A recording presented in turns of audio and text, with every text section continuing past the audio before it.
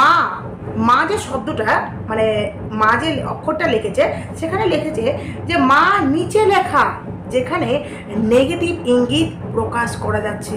বুঝতে পেরেছেন আপনারা আমার কথাটার মানে? বুঝতে পারছেন যে মা, এই যে পলাশ সাহার যে মা, মা সব মানে মা দায়ী নয়, হ্যাঁ, আর স্ত্রী দায়ী নেই। তো এই যে স্ত্রী, বউ এবং মা, তো মা যে অক্ষরটা লিখেছে সেখানে কিন্তু মাটা নিচে লিখে গেছে। যে লেখার মাধ্যমে গ্রাফোলজিস্ট এইটুকু ক্লিয়ার করতে পেরেছেন যে মা নিচে লেখা মানে নেগেটিভ ইঙ্গিত প্রকাশ করছে সেখানে। আর বলে তারপরে বলছে যে এই যে বউ, হ্যাঁ, বউ উপরে লেখা, যেখানে ইমোশনাল পজিটিভ ইঙ্গিত প্রকাশ করা যাচ্ছে।